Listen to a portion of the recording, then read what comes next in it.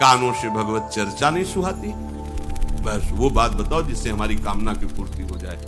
जो कहो हवन कर दे। ये हवन से, ये ताबीज बांधने से, ये घोड़े की नाल की अंगूठी पहनने से ये बुरा लगेगा सबको। कुछ नहीं होता, कुछ नहीं होने वाला।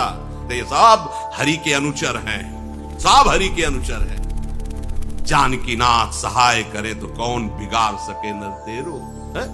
ये शुक्र शनिचर राहु के सब क्षण में वही है तेरे चेरो। जानकी नाथ सहाय करे कौन बिगाड़ सके। महाप्रभु हरिवंश जो पे कृष्ण चरण मन अर्पित तो करी है का नवग्रह रंग। ये बेचारे नवग्रह भिखारी क्या तुम्हारा कर सकते हैं। यदि तुम बादशाह श्री कृष्ण के दास हो तो ये चाहे जिस नक्षत्र में बैठे हो तुम्हारे अनुकूल चलेंगे, तुम्हारे अनुकूल चलेंगे। अपने को चढ़ा दो श्री हरि के चरणों में और हरि से विमुख हो तो, लेकिन ये सेवक हरि के हैं और हरि के तुम विमुख हो तो ये प्रसन्न हो ही नहीं सकते, तुम्हारा पतन ही होगा। पर ये संसार समझता नहीं। भगवान नाम से मतलब नहीं, भगवत आराधना से मतलब नहीं।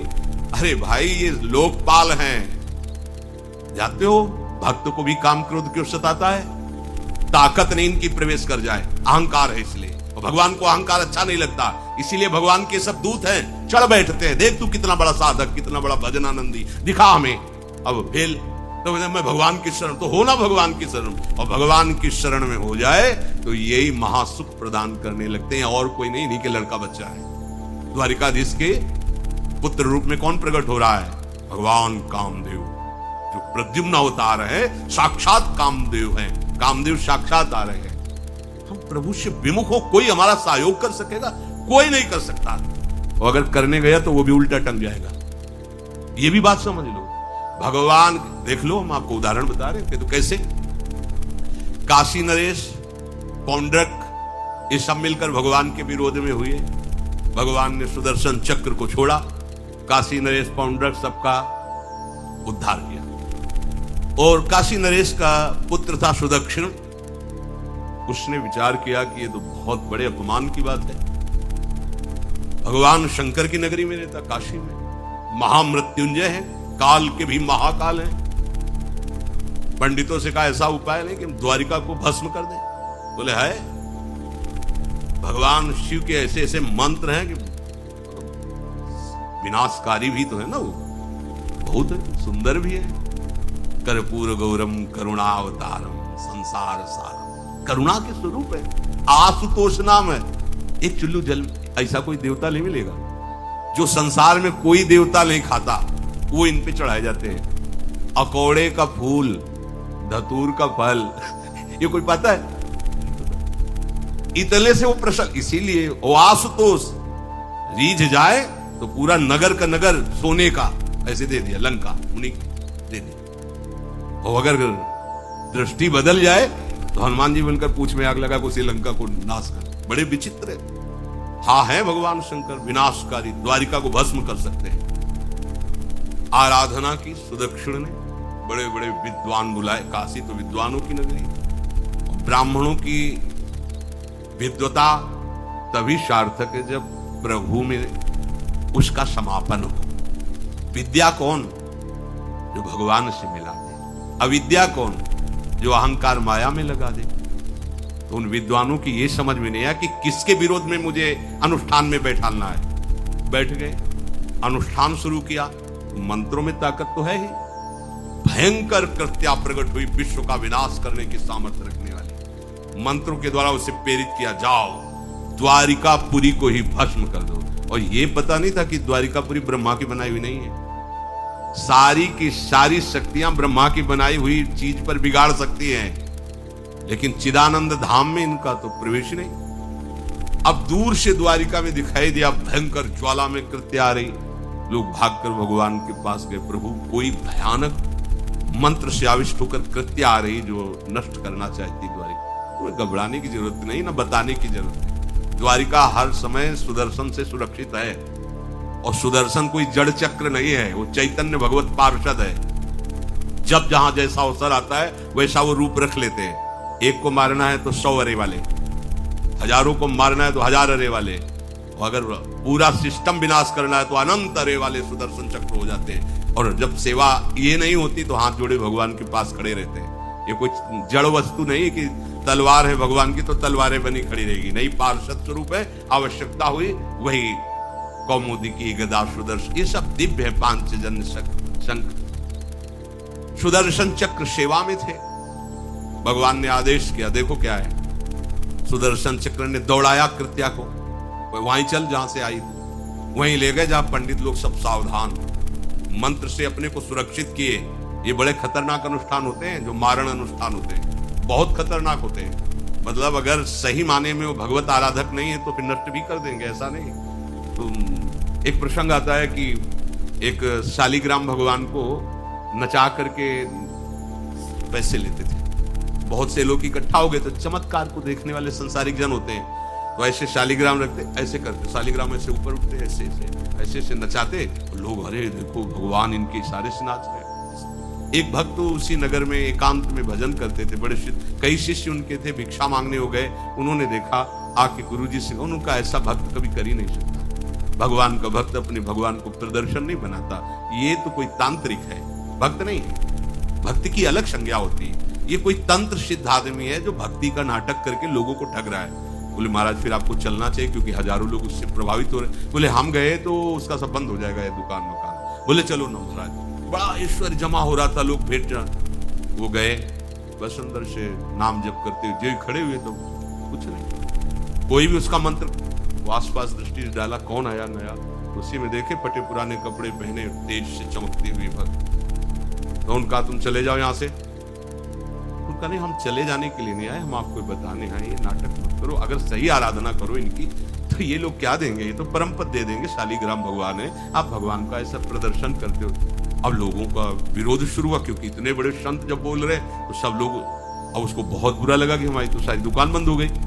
और एकांत में जाकर उसने मूठ का प्रयोग किया, ये मारण होता है मंत्रों से। एक खप्पर में आग जैसी जलती है, उसमें अभिषिक्त करके भेजा जाता है, और जिसके पास भेज दिया गया वो उल्टी में खून, सोच में खून, 2-4 जितना समय रखा गया उसके अनुसार मर जाएगा। पर ये साधारण लोगों की, भजनानंदियों के ऊपर नहीं।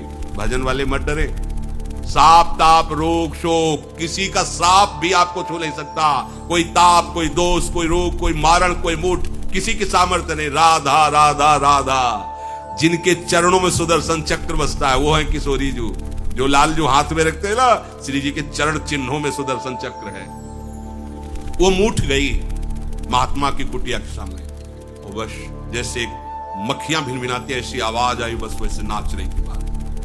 तो वो डेहरी के पास आए और उनका, हमारी दृष्टि में भगवान की सिवा कोई नहीं, आप में भी भगवत शक्ति है, क्या आप ये नहीं समझते हैं कि निरपराध के लिए मारण किया गया है? हमारे में सामर्थ्य है, हम आपको अभी नष्ट कर सकते हैं।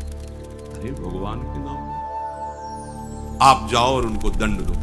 कोई मंत्र नहीं पड़े थे, मूठ वापस हुई और मुंह से खून, सोच से, उन्हीं के त्राहिमाम मच गया। फिर उनको लगा कि मुझे जाना चाहिए उसकी रक्षा के लिए, गए, भगवान नाम स्पर्श करते हुए ऐसे माथे पे हाथ, सब शांत। बोले अब अवसर हम दे रहे हैं, अब नाम जप कर लो, नाटक बनो। उस चरणों में गिरा, उसी दिन शिष्य बन गया। तो सुदर्शन चक्र ने कृत्या को नष्ट नहीं किया, वहां द्वारिका में दौड़ाया।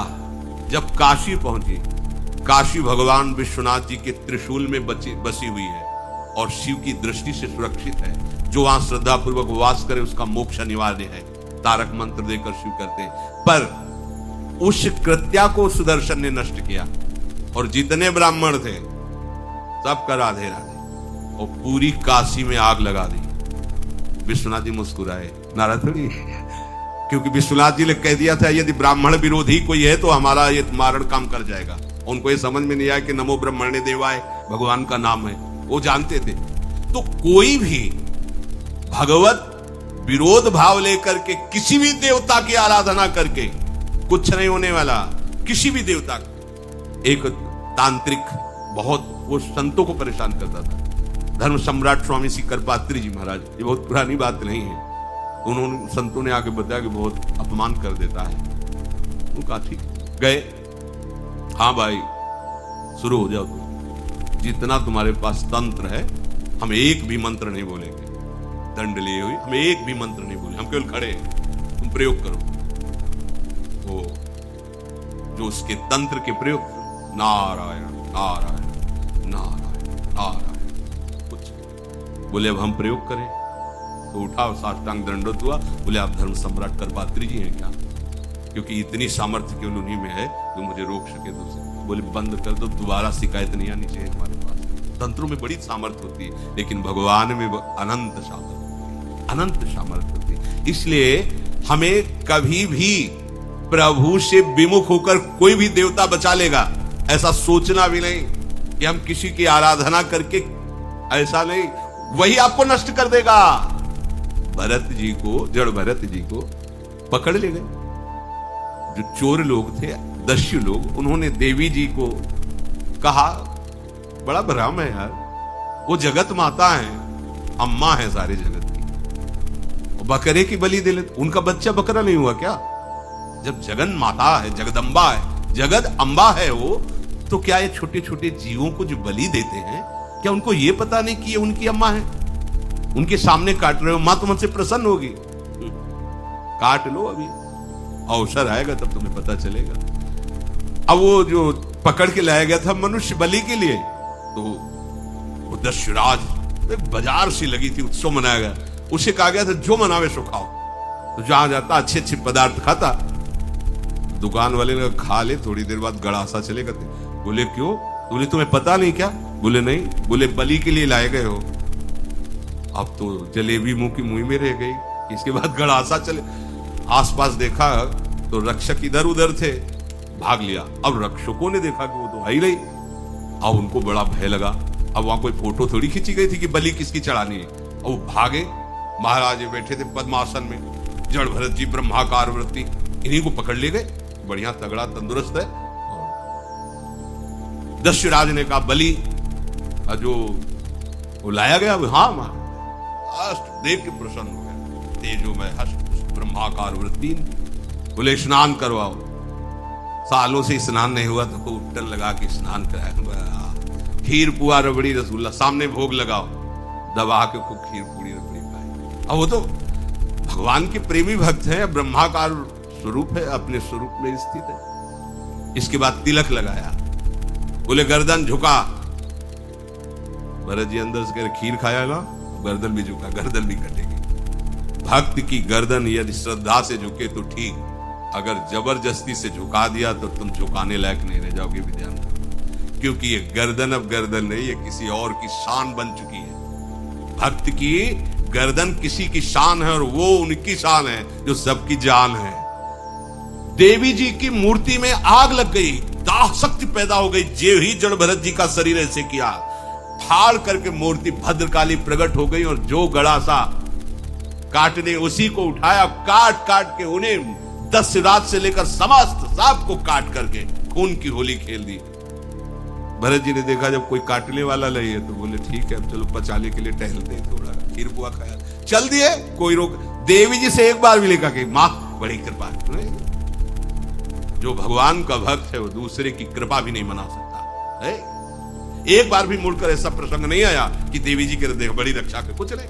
प्राण जाने पर कोई भय नहीं, रक्षा होने पर किसी की स्तुति नहीं। अपने मंगल विधान हरि आश्रय, सत्संग हरि आश्रय देता है, बहुत बड़ा बल है। मान लो एक दिन आपसे कह रहे थे कि जब आपने देखा नहीं उनको, उनसे बात नहीं हुई, तो आप उनके जनों से बात सुनकर उनकी तरफ चल पड़े, इस बात से हरि आपके ऋणी हो जाते हैं। भगवान इसी बात से ऋणी हो जाते हैं। बस ये बात आप हृदय में बैठा लीजिए। जैसे लोग प्रश्न करते हैं ना कि हमने भगवान को देखा नहीं, भगवान को हम कैसे, किसी की बात तो मान लो ना। आप मान लो, वो तो आपके अंदर भी बैठे हुए हैं, वो आपको इतना प्यार देने लगेंगे, जहां कोई सहायक नहीं होगा वहां हरि आपको दिखाई देंगे। देख लेना, बिगड़ी ऐसे क्षण में बन जाती है, ऐसा लगता है गला कटा तो वो तलवार गले तक आएगी, हार बनकर सुगंधित फूल बन जाएगी, पर गले तक आने आने तक तुम्हारी निष्ठा देखी जाएगी। नहीं नहीं, बस मेरे हरि का यही विधान, वो आते आते हार बन जाएगी। वो तलवार तुम्हारा गला नहीं काट पाएगी, क्योंकि गले में हरि नाम चल रहा है। मान लो हमारी महालक्ष्मी चरण चापती रहती, क्या चाहिए तुम्हें, क्या चाहिए। आप सच्ची मान के क्या मतलब कितनी मलिनता छा गई। हम इसको मार देंगे तो 2 लाख रुपए मिल जाएंगे, ये कर देंगे तो। अरे भैया, अगर तू हरि नाम जपेगा तो इसकी कीमत नहीं है, कीमत नहीं, अमूल्य वस्तु है। इसके ब्याज में तू कुबेर बन सकता है। मूल्य तो कभी खत्म होता ही नहीं है, ब्याज में तू ब्रह्मा बन सकता है। बनना तो चाहे।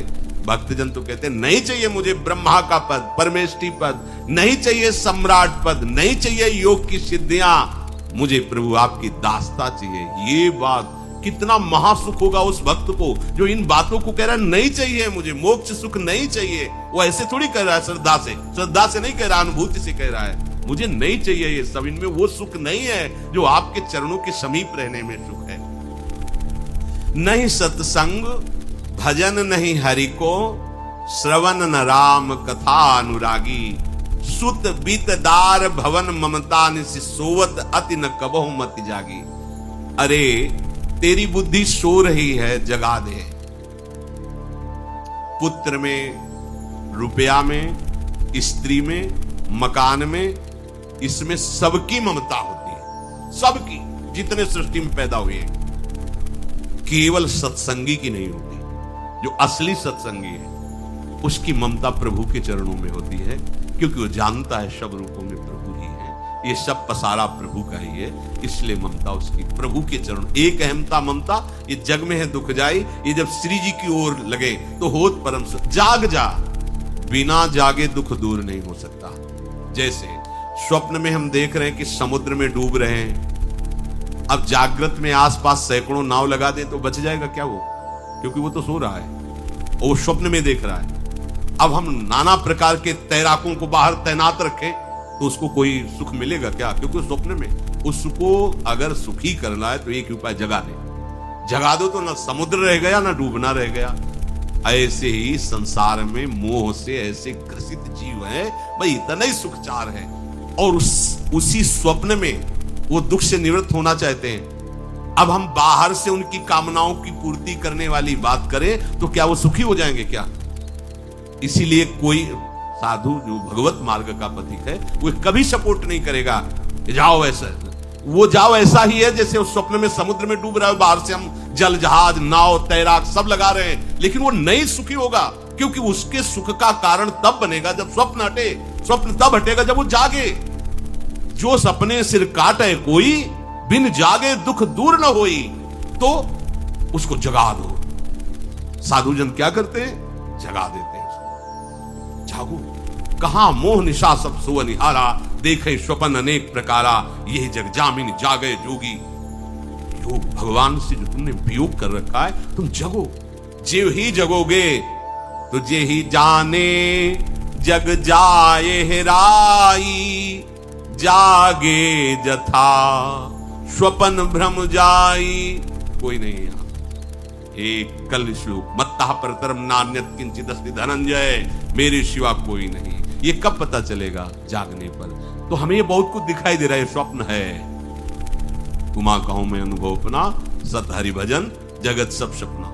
तो बोले तुलसीदास हरि नाम सुधा तजी, सठ हठ पियत विषय विष मांगी। अगर कहीं संतों के पास भी गए तो क्या मांग रहे हैं? हठ करके विषय विष मांग रहे हैं। वो आत्मदेव नाम के एक ब्राह्मण थे, सब कुछ समृद्धि थी, संतान थी नहीं, बड़े दुखी गृहस्थी में। हमारा कुल चलाने वाला होना चाहिए, बड़ा भ्रम बैठा हुआ। हमारा कुल चलाने वाला नहीं, सब बेकार, जीवन ही बेकार हो गया। बिना गुरु के यदि शास्त्र पढ़ोगे ना तो भ्रमित हो जाओगे। स्पष्ट लिखा, पुत नाम के नरक की उसको प्राप्ति होती जिसके संतान नहीं होती। अब तो गृहस्थ में बेचारा पड़े परेशान। उन्होंने सोचा इससे अच्छा है आत्महत्या कर लें। बहुत संतों के पास जाकर के यज्ञ करके सब अपनी कामनाओं की पूर्ति चाहते, दान पुण्य दे करके। उसने भी जितना उपाय हुआ किया, नहीं हुई संतान। मरने के लिए जंगल में उधर से एक सन्यासी जी आ रहे थे, देखा साधु तो ब्राह्मण तो थे, उठ के प्रणाम किया। देखा उनको उदास क्यों हो? उनका महाराज उदास ही नहीं, मैं तो आत्महत्या करने आया हूं यहाँ जंगल में। अरे ये तो महापाप है, आत्महत्या तो बड़ी दुर्गति का कारण है। बोले महाराज अगर आप बचाना चाहते हो तो आप कृपा करो। क्या क्या चाहते हो? बोले हमारे पास सब कुछ है, बेटा नहीं दोगे तो हमारा जीवन बेकार। तो उन्होंने अंतर्दृष्टि से देखा और कहा 7 जन्म तक तेरे पुत्र नहीं भाग्य में तेरे लिखा है। तो उसने कहा फिर तो अभी मरते, आत्महत्या करते हम 7 जन्म की बात, हम 7 दिन नहीं जिएंगे, हमें पुत्र चाहिए। संत का दयालु। देखो जिनके पास तपस्या और भजन का धन होता है, जब भगवान अधीन है तो कुछ भी कर सकते हैं, कुछ भी कर सकते हैं। प्रारब्ध मिटाना कोई बड़ी बात नहीं। प्रारब्ध जानते कोई देवता थोड़ी है, तुम्हारा पीछे का किया हुआ कर्म है। और इधर जोर का भजन है, भजन के प्रभाव से कर्म को नष्ट करने में देर थोड़ी लगती है। ये तो अच्छे शुभ कर्म करो तो तुम्हारा प्रारब्ध बदल जाएगा। भजन का प्रयोग प्रारब्ध बदलने के लिए थोड़ी है। पर वो ऐसा हट के, तो उनका देखो हट करने से लाभ नहीं मिलता है। उनका हमें उपदेश नहीं, हमें पुत्र चाहिए। अगर आप भगवत प्रेरित होकर यहाँ आए हो तो आप हमें। तो उन्होंने तपस्या के बल से फल की रचना की। उनका जाओ अपनी पत्नी को ये फल पवा दो और इससे निश्चित पुत्र होगा। बहुत प्रसन्न, कामना पूर्ण। देख लो प्रभाव, देखो कामना का। प्रसन्न हुए आए। धुंधुली नाम था उनकी पत्नी, नाम भी बहुत बढ़िया था, धुंधुली। वो कहा कि देखो ये फल खा लो, तुम्हारे संतान हो जाएगी। बहुत मीठी बात बोलती थी, मृदुभाषी, कपट हृदय। अलग अलग क्षेत्र होता है, हृदय कपट और मुख में मीठी बात।